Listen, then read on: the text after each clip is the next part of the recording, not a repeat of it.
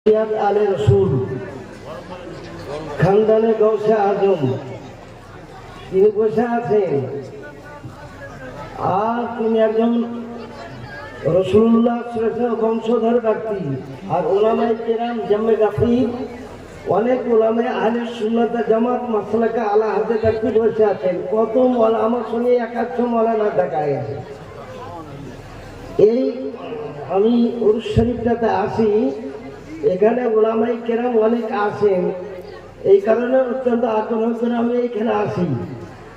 আর হুজুর কেবলাকে দেখতেছেন পীরের তারিকাকে সৈয়দ আলে রসুল নবী বংশের সন্তান। একবার আমাদের মাসলাকে আলা হাজতে কেন্দ্র করে মুর্শিদাবাদ ডিস্ট্রিক্টে দুইটা দল তৈরি হয়ে গিয়েছিল। কেউ মীমাংসা করার জন্য রাজি হয়নি। অবশেষে হুজুর তিনি বললেন যে এই মীমাংসাটা আমার মাদ্রাসাতে হবে। সেদিন খরচ কত আর কত আলেম ওলামা এসেছিলেন, যারা এসেছিলেন তিনারা এসে গেছেন। ইনশাআল্লাহ আমাদের সেই মতবিরোধটা এক হয়ে গেছে। আমরা এখন শান্তির অবস্থাতে আছি। ব্রাদার আল ইসলাম আল্লাহু আকবার, নারে হায়দারি, ইত্তেহাদুল মুসলিমিন, নারে তাকবীর, নারে রিসালাত। আর প্রত্যেক পীরই যতক্ষণ মাদ্রাসা না করবেন, আমার আলা হযরত ইমাম আহমদ রাজা খান বেরলভী 1400 মুজাদ্দিদ আযম, তবুও তিনি চিন্তা করে তিনি 1800 খ্রিস্টাব্দে একটা মাদ্রাসা তৈরি করেছেন, নামটা মনজার ইসলাম। সারা পৃথিবী বিখ্যাত মনজার ইসলাম। মনজারিকে সবাই ভয় করে, চাহে জামিয়াতুল আশরাফিয়া হোক, চাহে বুঝেছেন ওই জোখানপুরি হোক, যে নদুয়া হোক, যে কোনো ব্যক্তি হোক। আমি নিজেই একটা মাসলাকা আলা হাতের ব্যক্তি। এখানে বিজ্ঞাপনে আমি দেখেছি সুন্নি কনফারেন্স, ইশতেহারে লেখা আছে। ইশতেহার আমার কাছে একটা আমি নিয়ে রেখেছি। তো সুন্নি জামাত কাকে বলে? বর্তমান যুগে সুন্নি জামাত মাসলাকা আলা হাজার কি বলি? মাসলাকে আলা হাজার শব্দের মধ্যে কোন এমন একটা শব্দ আজ পর্যন্ত কেউ ভর্তি করতে পারেনি।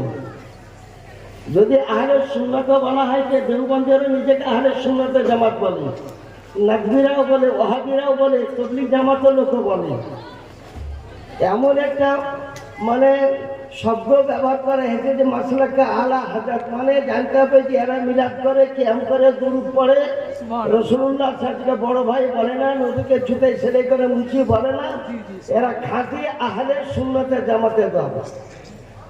আমি আপনাদের সঙ্গে আল্লাহর কালাম কোরআন শরীফে আয়াত পড়েছি, ও আল্লামাকা মা লাম তাকুন তা'লাম ওয়া কানা ফাদলুল্লাহি আলাইকা আযীমা। একটা আয়াতের ব্যাখ্যা করতে যা মানে অনেক সময়ের দরকার। আর দৌলতুল মাক্কিয়া কিতাবে ইমাম আহমদ রাজা খান বেরলভী 8 ঘন্টাতে তিনি মক্কা শরীফে গেছেন, বাদশাহ শরীফের সম্মুখে। তো ওই দৌলতুল মাক্কিয়া থেকে দুইটা মাত্র হাদিস শরীফ আজকে বর্ণনা করব। আমি 15 মিনিটের থেকে 1 মিনিট বেশি করব না, কারণ আলে রসুলের সম্মুখে বক্তব্য 5 মিনিট করাটাই যথেষ্ট। আমি হচ্ছে হামসাবিয়া গৌসে আজম হযরতে মুফতি আজম হিন্দ রাদিয়াল্লাহু তাআলা আনহুর বায়াত গ্রহণ করা ব্যক্তি, আর এখানে মিল্লাতের খেলাফত প্রাপ্ত একজন ব্যক্তি। হুজুরও বায়াত গ্রহণ করালেন।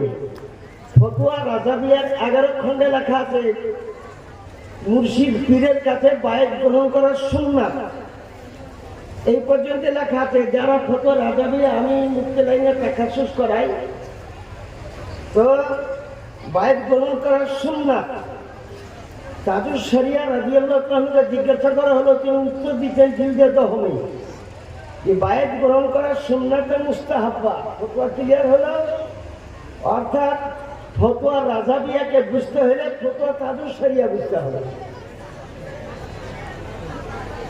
মদিনা শরীফের মাদ্রাসাতে ইমাম শাফিঈ রাহমাতুল্লাহ আলাইহি, যিনি একজন মুজতাহিদে মুতলাক, তহবি শরীফে লেখা আছে, হাদিহি তায়ফাতুন নাজিয়া মিন আহলি সুন্নাত ওয়াল জামাত কাদিজ তামাতিল ইয়াউম ফি যালিকাল মাযাহিবিল আরবা হুমুল হানাফিয়্যুন ওয়াল মালিকিয়ুন ওয়াশ শাফিয়ুন ওয়াল হাম্বলিয়ুন ওমান খারাজা ফি হাজা জামান ফি হাদিল মাযাহিবিল আরবা ফাহুয়া মিন আহলিল বিদআতি ওয়ান নার। কাবি শরীফ দুরন্তর লেখা আছে। চারটা পৃথিবীতে মাযহাব, আহলে সুন্নাত জামাত, হানাফি, শাফি, মালিকি, হাম্বলি। এই চার মাযহাবের বাইরে যারা আছে তারা বিদআতি এবং তারা জাহান্নামী। ইমাম শাফি রহমাতুল্লাহ আলাইহি একটা মুজতাহিদে মুতলাক, চারজন। ইমাম আজম আবু হানিফা রাদিয়াল্লাহু তাআলা আনহু তিনি মুজতাহিদে মুতলাক, ইমাম শাফি রহমাতুল্লাহ আলাইহি, ইমাম মালিক রহমাতুল্লাহ আলাইহি, ইমাম আহমদ ইবনে হাম্বল রহমাতুল্লাহ আলাইহি। ইমাম বুখারী সমস্ত হাদিস শরীফ থেকে বুখারী লিখেছেন 16 বছরে, কিন্তু ইমাম বুখারীকে মুজতাহিদে মুতলাক বলা হয় না, ওনাকে মুজতাহিদ ফিল মাসাইল বলা হয়।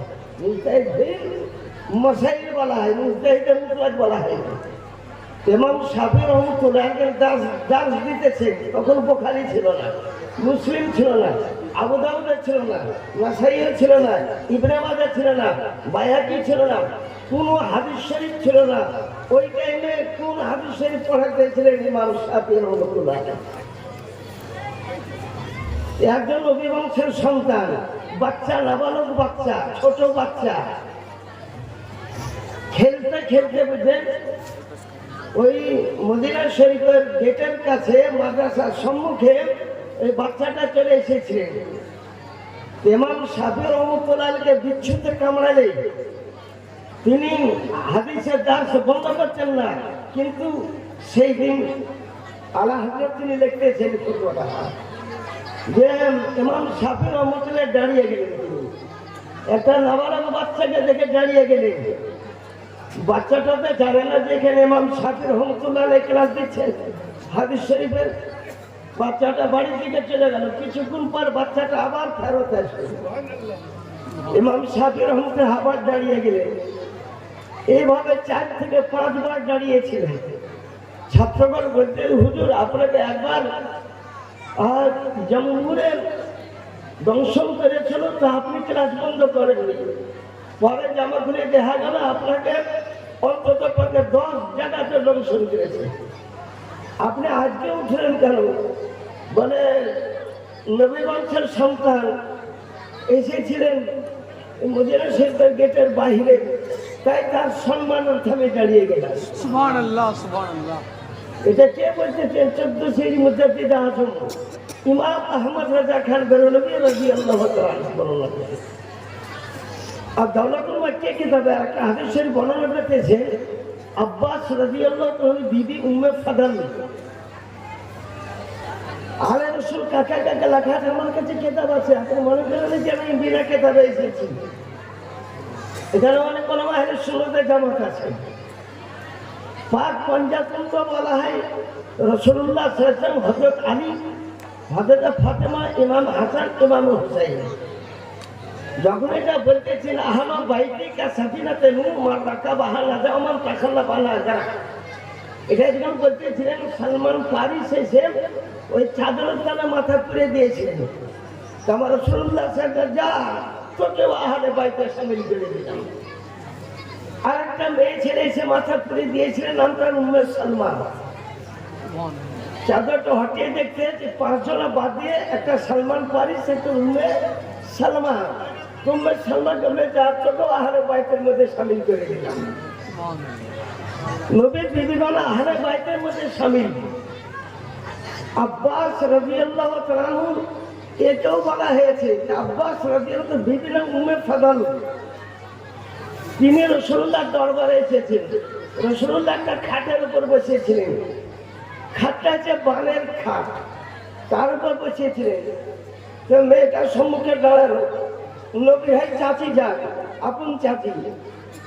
বলে আই উম্মে ফাদল ইন্নাকে কদ হামিলতে বে গোলাম, চাচি যান তুমি গর্ভবতী, তোমার গর্ভে একটা বেটা ছেলে জন্মগ্রহণ করবে।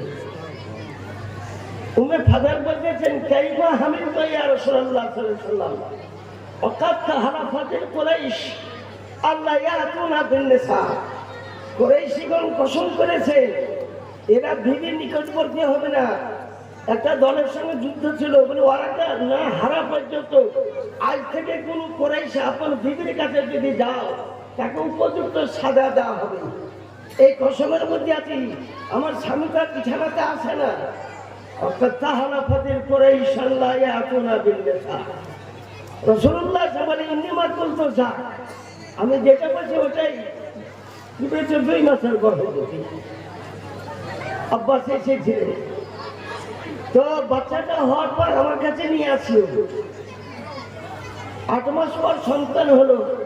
তো হুজুর যাওয়ার টাইমে একটা কথা জিজ্ঞাসা করি, বাচ্চাটার নাম আপনি রেখে দিতে পারেন? বলে হ্যাঁ আমি রেখে দিলাম। বাচ্চার নাম রাখলাম আব্দুল্লাহ ইবনে আব্বাস। যখন তুমি যা বলাতে যখন তুমি বাচ্চাটাকে জন্ম দিবে আমার কাছে নিয়ে আসো। তো শিশু বাচ্চা একদিনকার বাচ্চাকে আব্বাস বলেন, তাকে নিজে নিজে নারীকে দিয়ে আমি গোসল করে রসুলের সম্মুখে নিয়ে আসলাম। রসুল্লাহ সাল্লাল্লাহু তিনি কোলে নিলেন। কিছুক্ষণ কোলে নেওয়ার পর বলতেছেন, না বাচ্চাটাকে ধরো, কি যাহাবি যে আবিল খোলাফা, নিয়ে যাও বাদশাহের পিতাকে। বাদশার পিতাকে কত জায়গায় খবর দিচ্ছে, হুজুর কে কে বাদশা হবে? বলে ফাইন্না মিনহুমুস সাফফা ফাইন্না মিনহুমুল মেহেদী। এই বাচ্চা থেকে বাচ্চার সাফফারও জন্ম হবে, এই বাচ্চা থেকে ইমামে মেহেদীর জন্ম হবে। কত জায়গায় খবর দিচ্ছে রাসূলুল্লাহ সাল্লাল্লাহু আলাইহি ওয়াসাল্লাম। আরেকটা কথা শুনে যাও, এরপরে তোমার আরেকটা বাচ্চা জন্মগ্রহণ করবে, নাম রাখলাম কুসুম ইবনে আব্বাস। আমি যখন ইন্তেকাল করবো তো কবরে এই 2 জনকে নামাই ফজল আব্দুল ইবনে আব্বাস আর কুসুম ইবনে আব্বাস, তিনারাই নেমেছিলেন কিতাবের মধ্যে লেখা আছে। রাসূলুল্লাহ সাল্লাল্লাহু আলাইহি ওয়াসাল্লাম নবী কিন্তু কবরে জিন্দা নবী। তাই আপনাদের কাছে আরজ করি, আবেদন করি, বায়াত গ্রহণ করার একটা কিতাব আমার কাছে আছে। বায়াত কেমন করে গ্রহণ করতে, হুজুর তো বায়াত গ্রহণ করালেন। আপনারা যারা একটা আলে রসুলের কাছে বায়াত আপনি গ্রহণ করে নেবেন, সকলকে আরজ করি উপযুক্ত সুন্নি শরীর আকিদা মাসালাকে আলা হাজারের উপর যিনি কায়েম আছেন, না হলে আমাদের অতটা মৌলবি 100-150 মৌলবি খাবার চড়াতে কয়েকটা দেশ ভর্তি গেলে খাবার চড়াতে হয়েছিল, কেউ অত বড় মীমাংসা করতে পারেনি। কেউ মুফতি জুবাইর সাহেব, একটা লড়াকো মুফতি জুবাইর সাহেব ছিলেন ভালো একজন মুফতি, তিনি উপস্থিত ছিলেন। আরো মুফতি আলিমুদ্দিন সাহেব উপস্থিত ছিলেন। আশরাফুল্লাহ জেলায় কাছে উপযুক্ত পশ্চিমবঙ্গ এবং বিহার সব জায়গারই মুফতি কমে সেখানে উপস্থিত ছিলেন। এত বড় দিক ছেলে কে দেয়? তাই আলা হযরত কি করে বায়াত গ্রহণ করে, তারা মুফতি আজম হিন্দ কি করে বায়াত গ্রহণ করেছেন। আমি মুফতি আজম হিন্দের কিতাব তাজাল্লিয়াতে মুফতি আজম, এই কিতাবটা আমার সঙ্গে আছে। তাতে কেমন করে বায়াত গ্রহণ করেছে তিনি এ কথা বলতেন। নিজের কথা তিনি বলতেন না, বলতেন আমি বায়াত গ্রহণ করতেছি গৌসে আজমের কাছে। তো যে বায়াত গ্রহণ করতে এসেছে, হুজুর এটা তো কথা ঠিক নয়, আপনার হাতে বায়াত গ্রহণ করতেছি আর আপনি গৌসে আজমের কথা বলতেছেন। বলে বায়াত গ্রহণ করবো, আমি বায়াত কবুল করতেছি গৌসে আজমের হাতে। কি করে হুজুর গৌসে আজমের হাত তো এখানে নেই, আপনার হাতে বায়াত গ্রহণ করতেছি। মোট কথা 3 বার বলেছিলেন। মুফতি আজম হিন্দ আপন পাগড়িকে জামনি করে দিলেন, তো গৌসে আজমের সুরাটটা তার চেহারার মধ্যে তাইনাকে সাবিহে গৌসে আজম বলা হয়, তাইনাকে সাবিহে গৌসে আজম বলা হয়। বিরাদার ইসলাম সামনে কেরাম, ওই মাদ্রাসারে আমি ছাত্র। এখন বর্তমানে মুফতি জুবাইর সাহেব পীরের বিদেশে মানুষ সম্বন্ধে বর্ণনা করলেন, ওটা তো জায়েজ আছেই। পীরের পায়ে চুমা দেওয়া পর্যন্ত জায়েজ আছে। লোকে বলে যে পীরের পায়ে চুমা দিল সেজদা গেল, চুমা কাকে বলে সেজদা কাকে বলে তাই জানে না। মিশকাত শরীফ 2য় খণ্ড বাবুল মুসাফা অল মুনাকাতে হযরত সাদ বিন জারে রাদিয়াল্লাহু আনহু বর্ণনা করতেছেন। একদা নবীকে দেখতে এসেছিলাম, আমরা বড় লোক ছিলাম, উটের উপর আমরা বসেছিলাম। দরজা খটখটিয়ে দিল, হঠাৎ হুজুর আলাইহিস সালাম তিনি বাইরে চলে এসেছেন। ইনার একটা গায়ে চাদর ছিল, আগার দিকে লটকেতে ছিল, পিছন দিকে লটকেতে ছিল। ইনারা বলেন আমার হুজুর চলে এসেছেন, সঙ্গে সঙ্গে লতা বাদার অমির রাওয়া হিলে না, আমার উটের হাউদার থেকে ঝাপা ঝাপ করতে লাগলাম।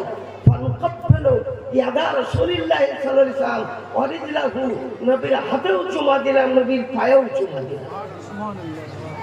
বেরাদার ইসলাম বলেন আল্লাহ ছাড়া কাউরে কেটে চাহা যায় নাই। এটা ওয়াহাবি গায়রুল কালিক মাদ্রাসা যখন করো কার কাছে চাহো?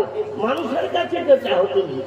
আল্লাহ ছাড়া কাউরে কাছে চাইলে শিরক হয়, তোমার মাদ্রাসায় শিরক।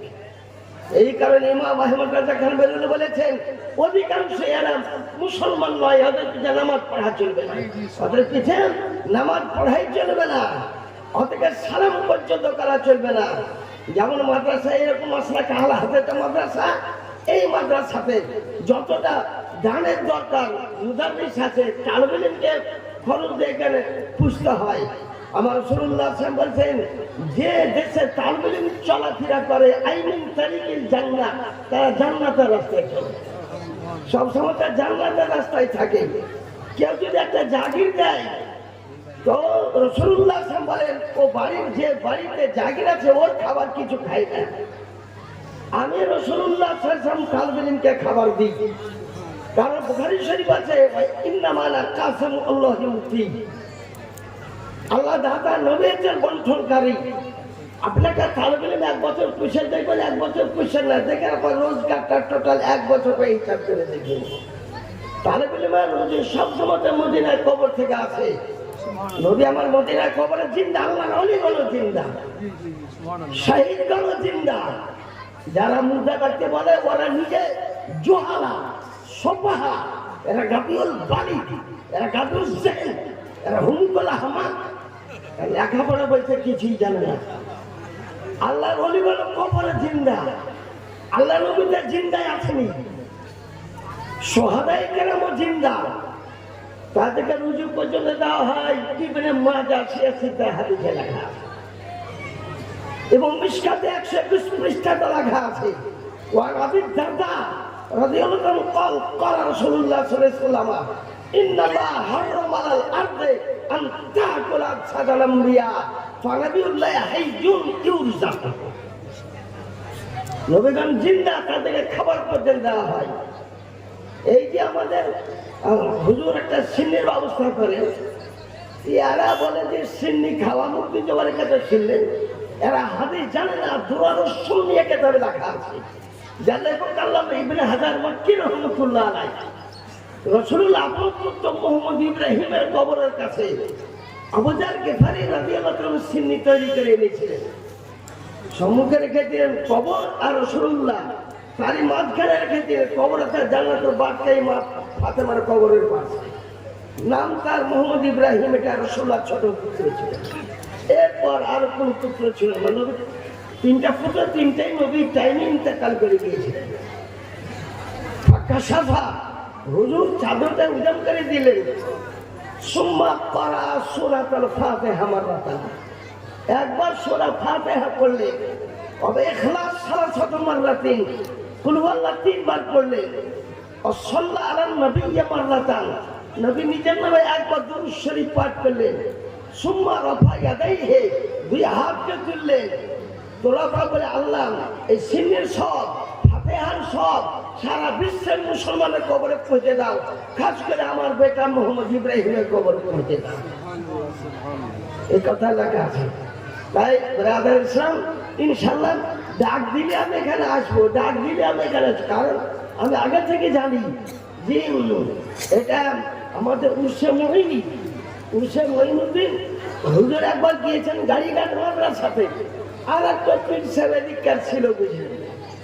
আমি হুজুরের একটু প্রশংসা করলাম, একটা মুরিদ বলতেছি একটা পীরের করলেন আর একটা পীরের করলেন না, বলে ইনি পীর সাহেব আমাদের সভাপতি। আরে শুন, আমি বংশের সন্তানের প্রশংসা করবো না তো কার প্রশংসা করবো? রাসূলুল্লাহ বংশধর কাছে জি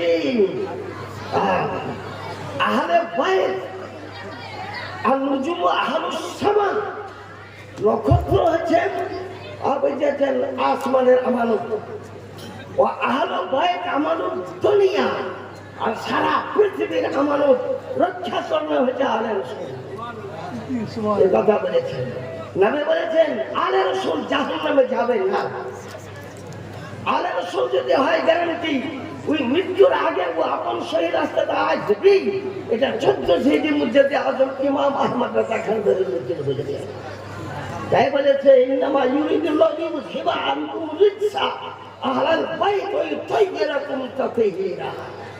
আল্লাহ হতে বলেন তেরে নসলত পাক में है बच्चा बच्चा नूर का, तू है आईने नूर, तेरा सब घराना नूर का। আমি সমস্ত মুসলমানকে আরজ করবো, এই গ্রামের লোকও আরজ করবো যে যারা বায়াত গ্রহণ করে বায়াত আপনি কবুল করে নেন।